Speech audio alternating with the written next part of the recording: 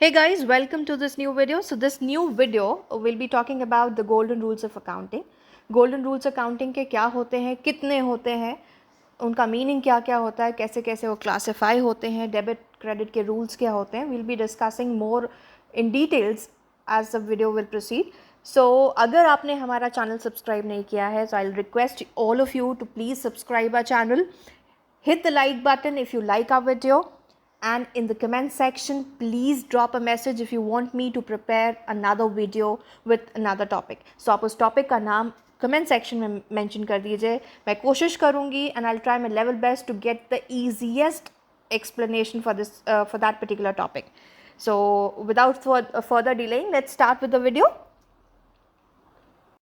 So if you look at the screen, यहाँ पे मैंने आपको डिवाइड करके बताया है कि अकाउंट्स कितने टाइप के होते हैं. अकाउंट्स 2 टाइप के होते हैं. एक होता है आपका पर्सनल अकाउंट और एक होता है आपका impersonal account. So further personal account भी ब्रेक डाउन हुआ है 3 सेक्शंस में और इम्पर्सनल अकाउंट ब्रेक डाउन हुआ है 2 सेक्शंस में. सबसे पहले we'll start what do you mean by account. अगर आप इसकी बुकिश डेफिनेशन देखते हो तो account is a summarised record of transactions at one place relating to a particular head.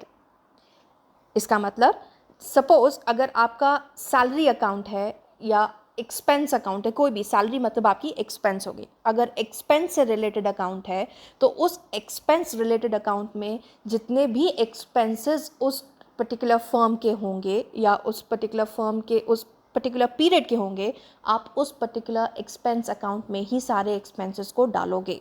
So this means आप एक्सपेंस रिलेटेड ट्रांजैक्शंस को एक particular head में डालते हो. ओके, सो आप हेड में कैसे डालते हो? डेबिट और क्रेडिट के. Remember the double entry concept that we used for the accounting equation. अगर आपने अकाउंटिंग इक्वेशन वाला वीडियो हमारा नहीं देखा है तो मैं उसकी लिंक डिस्क्रिप्शन में डाल दूंगी. Please go and check the accounting equation का video. So without further delaying हम आगे स्टार्ट करते हैं about these what these two accounts are all about. So personal account क्या होता है and impersonal account क्या होता है. Personal account as the name suggests, personal, that means किसी person से related है. ओके, सो दैट मीन्स एक इंडिविजुअल से रिलेटेड हो सकता है, डेटर हो सकता है, क्रेडिटर हो सकता है. These are all your examples for the personal account. Like Ram, आपका कोई राम हो गया, राम एंड कंपनी हो गई, अकाउंट राम एंड कंपनी के नाम से है जो आपका कस्टमर है या डेटर है. तो कोई भी अकाउंट या कैपिटल अकाउंट, कोई भी अकाउंट अगर किसी के नाम से है, एक पर्सनल मतलब किसी के नाम से, तो वो हमारा पर्सनल अकाउंट में जाता है. अगर आप पर्सनल अकाउंट को देखते हो तो we have divided these account, it is divided into 3 categories. First is your natural personal account, second is your artificial personal account, third is your representative personal account. So natural personal account क्या होता है? Natural person का मतलब होता है कोई भी account जो किसी पर्सन का हो. पर्सन यानी एक नाम से हो, इंडिविजुअल नाम से हो. जैसे राम का अकाउंट हो गया या आशा का अकाउंट हो गया. तो ऐसे कोई भी नाम के अकाउंट वो हमारे नेचुरल पर्सन में आते हैं. लाइक नेचुरल मतलब लिविंग एंटिटी. ओके, अब आर्टिफिशियल यानी जो नॉन लिविंग एंटिटीज़ हो गए या नॉन लिविंग क्रीचर्स हो गए. जैसे किसी कॉर्पोरेट बॉडी के नाम पे अकाउंट है या किसी रिकग्नाइज्ड बिजनेस इंस्टीट्यूशन के नाम पे एक अकाउंट है, तो वो अकाउंट हमारे आते हैं आर्टिफिशियल पर्सन्स में. अब थर्ड अकाउंट हम देखें तो वो होता है हमारा रिप्रेजेंटेटिव अकाउंट. रिप्रेजेंटेटिव का मतलब वर्ड से ही समझ में आता है, रिप्रेजेंट कर रहा है किसी को. जैसे कि अगर आपका एक आउटस्टैंडिंग रेंट अकाउंट है तो ये आउटस्टैंडिंग रेंट अकाउंट किसको रिप्रेजेंट कर रहा है? हमारे रेंट को रिप्रेजेंट कर रहा है. So this is what, this is representing the rent account. So this is if any account, if it is representing some other accounts, that is called as your representative account. So these 3 items or these 3 categories come under your personal account. So personal account का rule अलग है. अगर आप देखते हो तो there are 3 golden rules to accounting. इन्हीं 3 golden rules के बेसिस पे आपकी जर्नल्स भी बेस्ड हैं. आप जर्नल्स के बेस पे आपका लेजर बनेगा, लेजर के बेस में आपकी ट्रायल बैलेंस बनेगी, ट्रायल बैलेंस के बेस पे आपका P&L profit and loss account बनेगा. वो हम जैसे जैसे आगे हमारे वीडियोस बनते जाएंगे. We'll discuss more about these topics. So first अभी हम जो फोकस करते हैं वो हम फोकस करते हैं हमारे इम्पर्सनल अकाउंट्स पे. पर्सनल अकाउंट का मतलब हुआ जो हमने डिस्कस किया था पर्सन से related. So obviously the opposite would be impersonal account, जो पर्सन से रिलेटेड नहीं हो. यहाँ पे इम्पर्सनल अकाउंट में we take into account two things, your tangible assets and your intangible assets. अब दिमाग में क्वेश्चन आता है यार, what is your tangible asset या what are your tangible assets. Tangible assets का मतलब होता है कि जो कोई भी फिक्स्ड एसेट जिसको आप टच कर सकते हो, फील कर सकते हो, that is your tangible asset. Like your plant and machinery, like your building, या इन्वेस्टमेंट हो गया, या स्टॉक हो गया, या कैश हो गया. These are your tangible assets. These can be any asset that you can touch or feel is your tangible asset. Now what is your intangible asset? Intangible asset would be anything that cannot be felt or touched. That is goodwill. Goodwill of a company, trademark, patents. So these things we know that this goodwill आपका क्या होता है? Goodwill is your fame of the company. You cannot touch that. But you can hear that company is so good, that company is performing good, it has a good rep on the market. So this is the goodwill of that particular company.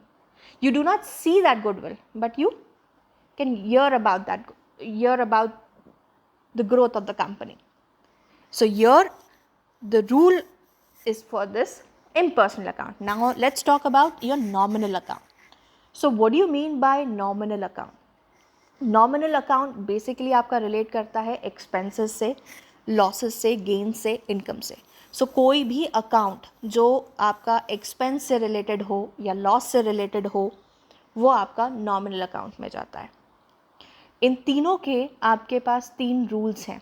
यानी आपके पास nominal account का एक rule है, एक आपका personal account का rule है, और एक आपका रूल है इम्पर्सनल अकाउंट का. So these 3 are the basic golden rules of accounting, which we'll discuss in the next slide. Hope आपको ये चीज़ समझ में आई होगी, हमारा जो क्लासिफिकेशन था कैसे कैसे क्या क्या होता है. So the 3 golden rules of accounting, आपके जो 3 golden rules हैं वो पर्सनल अकाउंट का रूल है, रिसीवर डेबिट होता है, गिवर क्रेडिट होता है. इसको आप अगर और ईजिली समझना चाहोगे तो एक एग्जाम्पल के through we'll understand. Like Ram received 1000 from Shyam. So who is the receiver? Ram is the receiver. So we'll be debiting Ram account by 1000 and who is giving? Shyam. So we'll be crediting Shyam account by 1000. So इसकी journal entry क्या होगी? Ram account debit with that particular amount to giver account कौन है यहाँ पे? Shyam account. So Shyam account would be credited with 1000 rupees. कोई भी person जो रिसीवर है, यानी कोई भी पर्सनल अकाउंट का रूल कहता है any person who is a receiver will be debited and any person who will be the giver would be credited. Okay, so now अब हम आते हैं रियल अकाउंट में. रियल अकाउंट का रूल क्या कहता है? Debit what comes in, credit what goes out. So real account किस बेसिस पे कौन से उस पर बेस्ड होता है? टैंजिबल और इनटैंजिबल एसेट्स में. सो आप जब भी कोई ट्रांजैक्शन सॉल्व करते हो तो आपको मेकआउट करना ईजिली आना चाहिए कि ये ट्रांजैक्शन पर्सनल अकाउंट से रिलेटेड है या रियल अकाउंट से रिलेटेड है या नॉमिनल अकाउंट से रिलेटेड है. कोई भी ट्रांजैक्शन अगर उसमें पर्सन का नाम है तो वो पर्सनल अकाउंट से रिलेटेड है. अगर उसमें एसेट्स आती हैं तो वो रियल अकाउंट से रिलेटेड होता है. अगर उसमें कोई एक्सपेंस या इनकम रिलेटेड दिखता है कुछ तो that would go to your nominal account. Okay, so now चलो हम अभी पहले रियल अकाउंट को डिस्कस करते हैं. तो रियल अकाउंट का कॉन्सेप्ट क्या कहता है? Debit what comes in and credit what goes out. Suppose एक फर्नीचर खरीदा हमने, परचेस्ड फर्नीचर. सो फर्नीचर खरीदने में what is coming in a business is the furniture, यानी furniture account would be debited. Furniture को परचेज करने के लिए क्या बाहर जा रहा है हमारे बिजनेस से? Cash. So cash account would be credited. इसकी जर्नल एंट्री क्या होगी? Furniture account debit to cash account. कोई भी, या स्टॉक हो सकता है डेबिट, या प्लांट एंड मशीनरी डेबिट हो सकती है. if it is coming into your business, that would be debited, and what is moving out from your business, that would be credited. okay, so now अब हम आते हैं nominal account के rule पे. Nominal account का rule होता है आपका एक्सपेंस और इनकम से रिलेटेड.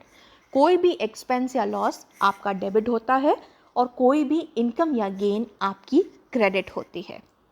लाइक आप सैलरी पे करते हो तो सैलरी अकाउंट आपका डेबिट होता है, और अगर आपको इंटरेस्ट रिसीव्ड हो रही है या इंटरेस्ट रिसीव्ड है तो that is credited. If you are getting income आपकी क्रेडिट होती है, और जो भी एक्सपेंस होता है वो डेबिट होता है. So you have to make sure that आप कभी भी कोई ट्रांजैक्शन को रीड करते हो, उस ट्रांजैक्शन को रीड करते टाइम आपको ये आपके माइंड में क्लिक होना चाहिए कि this transaction is related to your personal account, this is to your real account, this goes for your nominal account. And these 3 rules, जो receiver, debit the receiver, credit the giver, debit what comes in, credit what goes out, debit all expenses and credit all income, इन्हीं तीनों rules के basis पे आपके आगे के chapters based है. सो अगर आपकी ये 3 रूल्स थरो हैं, if you are sure that what is debited, when it is debited, which account it relates to, तो आप easily आगे के जो चैप्टर्स हैं जर्नल से रिलेटेड या लेजर से रिलेटेड वो आप easily सॉल्व कर पाओगे. होप आपको ये चीज़ समझ में आई होगी. मैंने सिंप्लीफाइड वे में जितना ट्राई कर सकती थी उतने सिंप्लीफाइड वे में आपको समझाने की कोशिश करी है. फिर भी if you want me to come up with an example for this video, आप प्लीज़ कमेंट सेक्शन में डालिए. So I'll prepare another video showing all the examples.